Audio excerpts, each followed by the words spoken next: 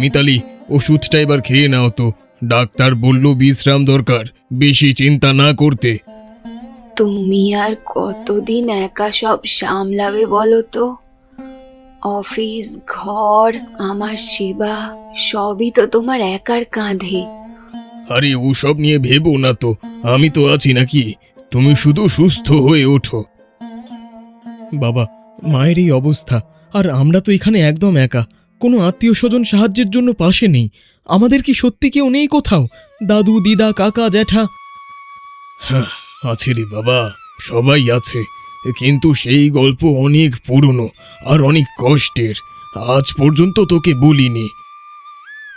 মানে, তুমি তো কখনো বলনি আমাদের কোনো আত্মীয় আছে।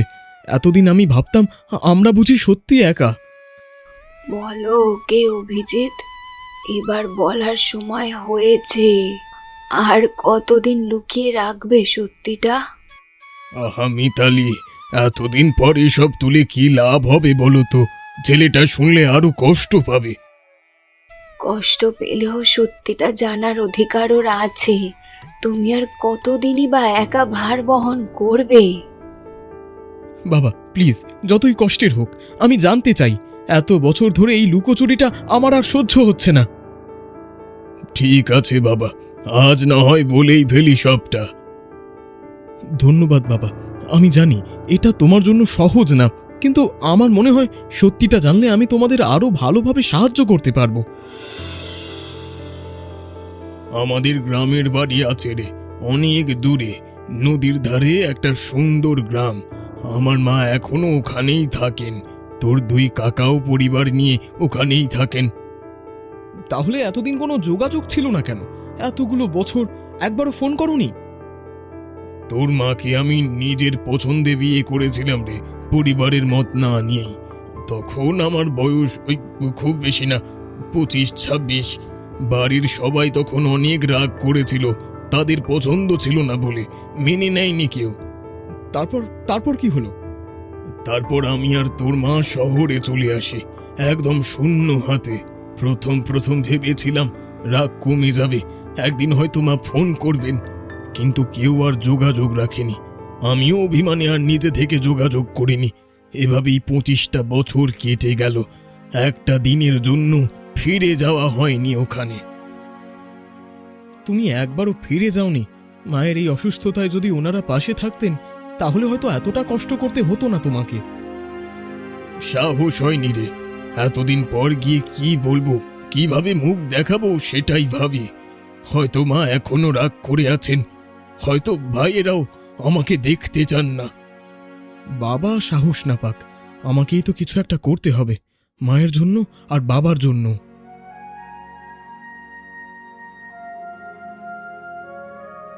কিরে, রাতে ঘুম হয়নি মনে হচ্ছে। কি নিয়ে এত ভাবছিস? না বাবা, তেমন কিছু না। তুমি অফিসে যাও, দেরি হয়ে যাচ্ছে। ঠিক আছে, তবে কিছু হলে আমাকে বলিস। তোর মায়ের দিকে একটু খেয়াল রাখিস আজ। হ্যাঁ, চিন্তা করো না বাবা, আমি আছি তো।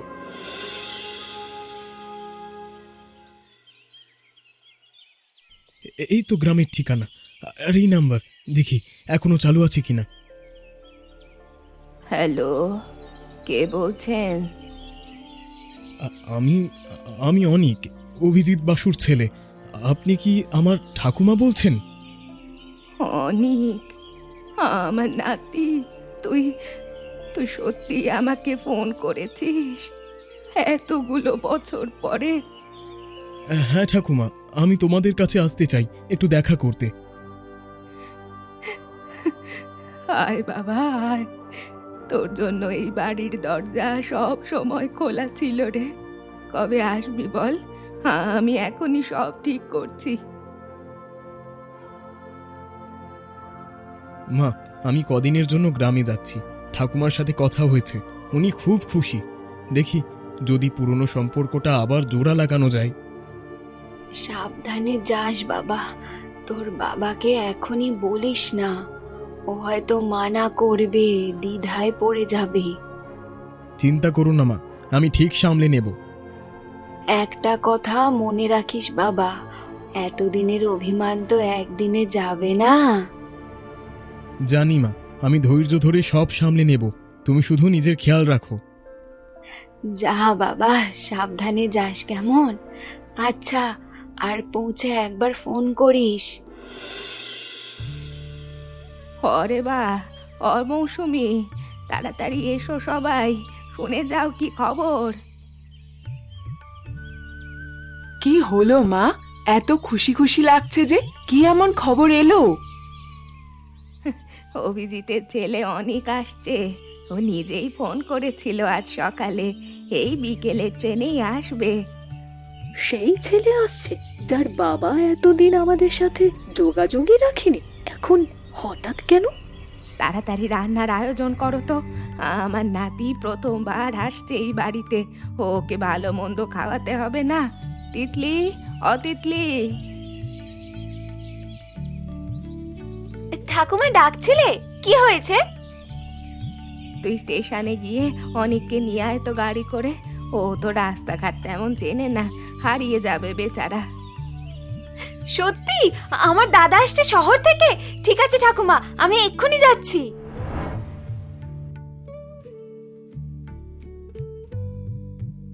কি ব্যাপার, তো রান্না বান্না কিসের?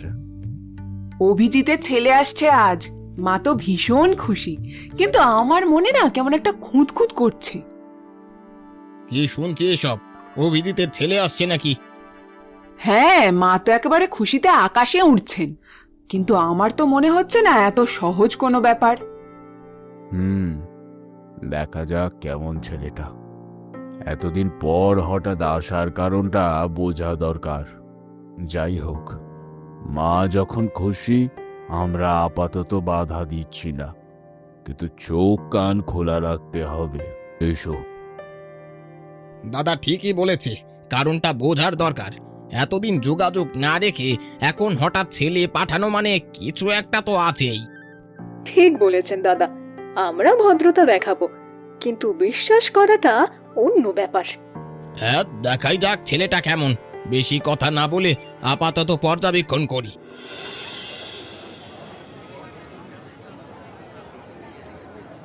তুমি অনেক দাদা তো? আমি তিতলি, তোমার কাকাতো বোন। হ্যাঁ, আমি অনিক। তুমি আমাকে চিনলে কি করে এত সহজে? আরে শহরের ছেলে তো, জামা কাপড় আর ব্যাগ দেখেই বোঝা যায়। চলো চলো, গাড়িতে ওঠো, ঠাকুমা অপেক্ষা করছেন। তোমাদের গ্রামটা তো বেশ সুন্দর। আমি তো ভাবতেই পারিনি এত সুন্দর একটা জায়গা হবে। হ্যাঁ গো, আমাদের গ্রাম সত্যি খুব সুন্দর। কিন্তু দাদা, একটা কথা বলি, কিছু মনে করো না প্লিজ। বলো তিতলি, নির্দ্বিধায় বলো।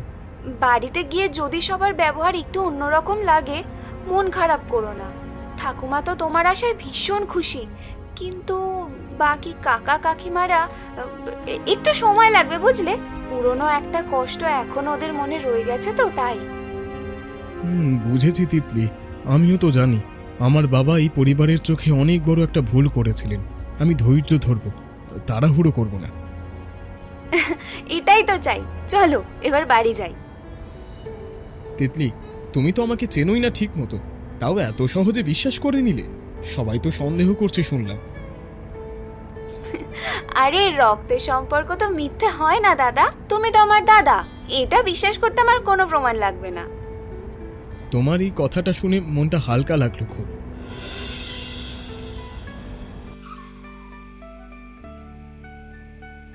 আয় বাবা আয়, কত বড় হয়ে গেছিস তুই। শেষ যখন দেখেছিলাম তখন তো তুই একদম ছোট্ট ছিলি, মায়ের কোলে। ঠাকুমা, তোমাকে দেখে এত ভালো লাগছে। ভালোই আছো তাহলে শহরে? হ্যাঁ কাকা, ভালো আছি। আপনারা কেমন আছেন? যা যা, ভেতরে চল সবাই, রান্না তো সব তৈরি হয়ে আছে, খেতে বসবি এখন সবাই মিলে। দেখো তো, ছেলেটা এখানে কেন এলো হঠাৎ?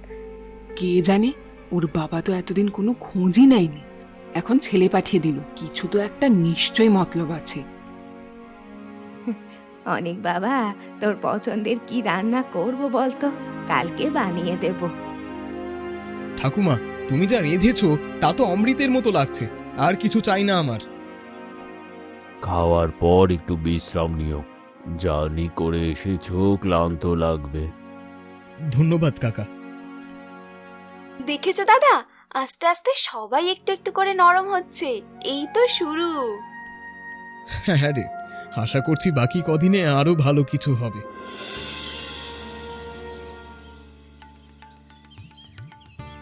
এই দেখো দাদা, এটা আমাদের গ্রামের সবচেয়ে বড় পুকুর। ছোটবেলায় আমরা সবাই মিলে এখানে সাঁতার শিখেছি। দুপুরবেলা লুকিয়ে লুকিয়ে চলে আসতাম। শহরে তো এসব দেখাই যায় না রে, সব জায়গায় শুধু দালান আর গাড়ির আওয়াজ, একটুও শান্তি নেই। তিতলি দিদি, ভালো আছো? ইনি কে গো? নতুন কেউ নাকি এই গ্রামে? ও আমার দাদা, শহর থেকে এসেছে। অনেক দাদা ও বাদল আমাদের গ্রামেরই ছেলে, খুব ভালো মাছ ধরতে জানে। তুমি রোজ মাছ ধরো বুঝি? দারুণ তো। হ্যাঁ দাদা, এইটাই তো আমাদের রুজি রুটি। আপনাদের বাড়িতে তো অনেকদিন পর কেউ শহর থেকে এলো, তাই না? গ্রামে সবাই এই নিয়ে কথা বলছে। হ্যাঁ, তা বলতে পারো।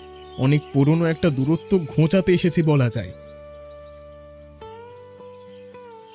তিতলি, তুমি সবসময় এত হাসি খুশি থাকো কি করে বলো তো? কি করব বলো, মন খারাপ করে থাকলে তো জীবন আরো কঠিন লাগবে। তাছাড়া তুমি এসেছো, এটাই তো আমার কাছে অনেক আনন্দের একটা ব্যাপার। তুমি তো একমাত্র মনে হচ্ছে আমাকে সত্যি সত্যি স্বাগত জানিয়েছো এখানে মন থেকে।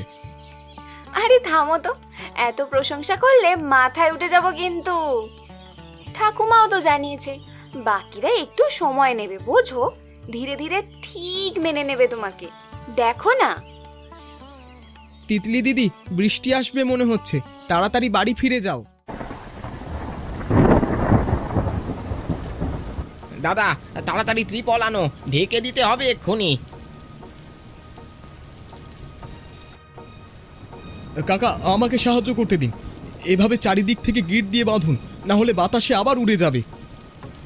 তুমি তো ভালোই বুদ্ধি রাখো দেখছি। কোথায় শিখলে এসব দড়ি বাঁধা?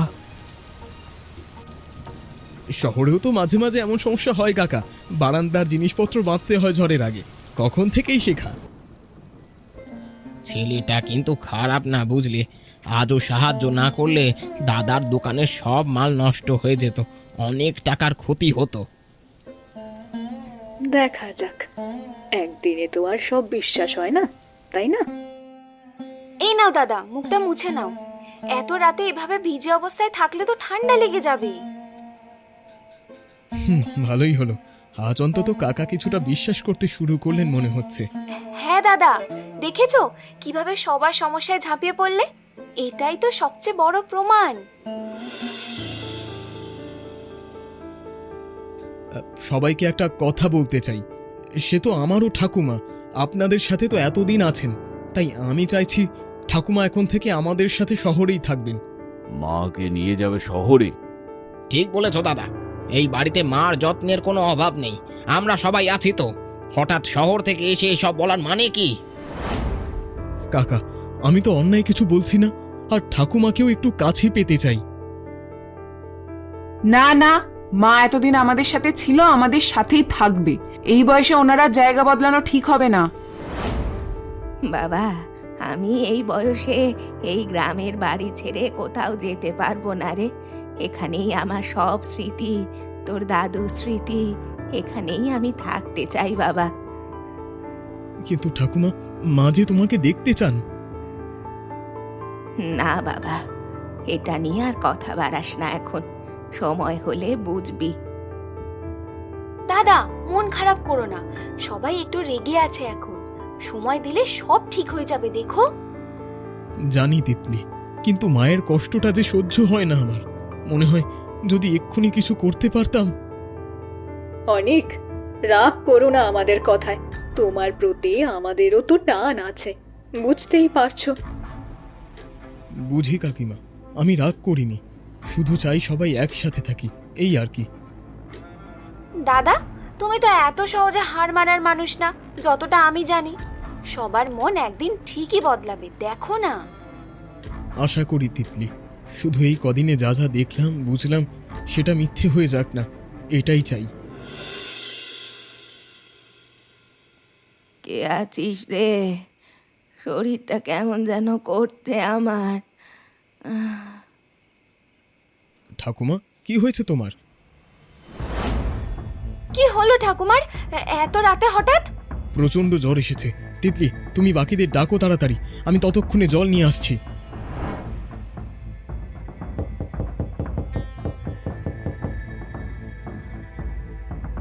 সবাই এত ক্লান্ত যে উঠতেই পারছে না ঠিক মতো।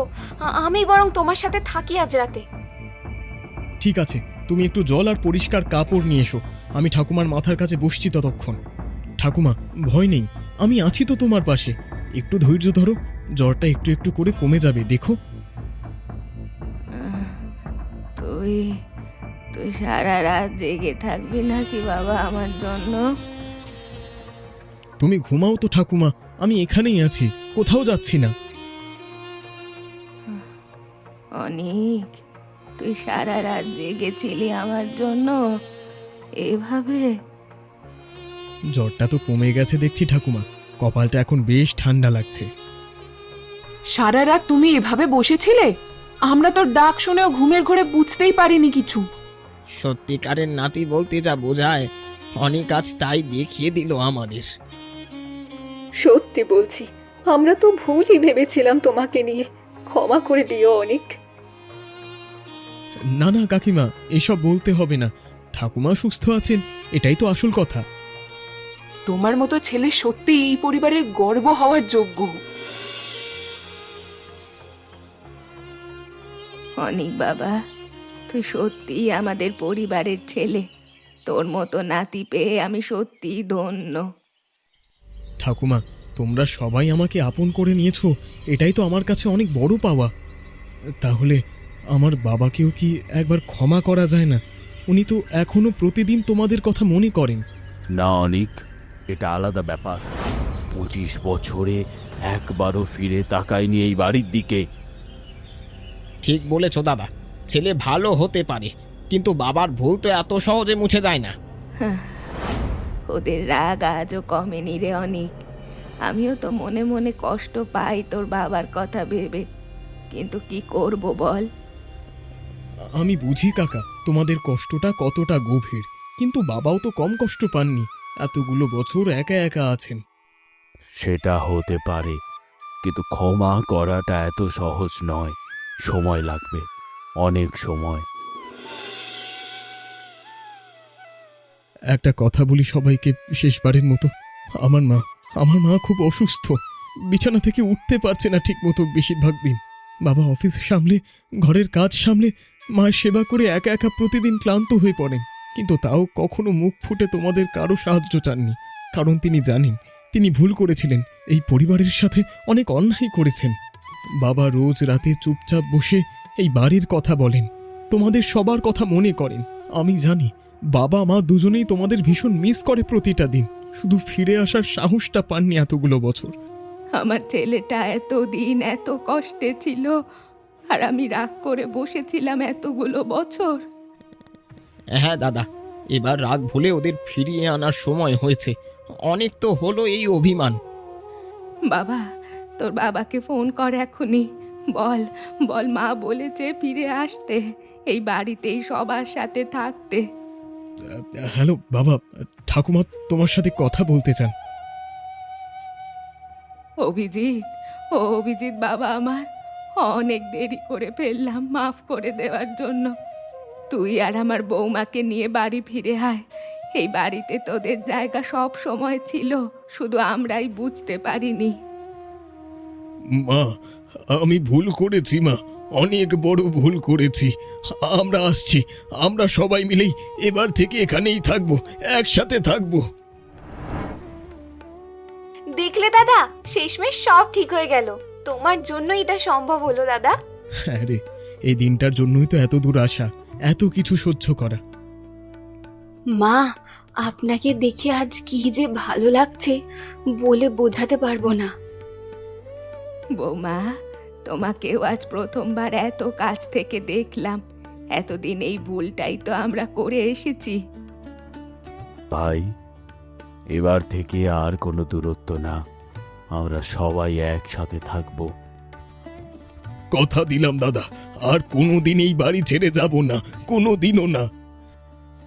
দাদা, তোকে ছাড়া এই বাড়িটা কতদিন ফাঁকা ফাঁকা লাগতো জানিস? আজ থেকে সেই ফাঁকা ভাবটা কেটে যাবে রে। আমিও তো এই দিনটার জন্যই এতদিন অপেক্ষা করেছি, শুধু সাহস করে বলতে পারিনি। এই কথাটাই তো শুনতে এত বছর অপেক্ষা করেছিলাম।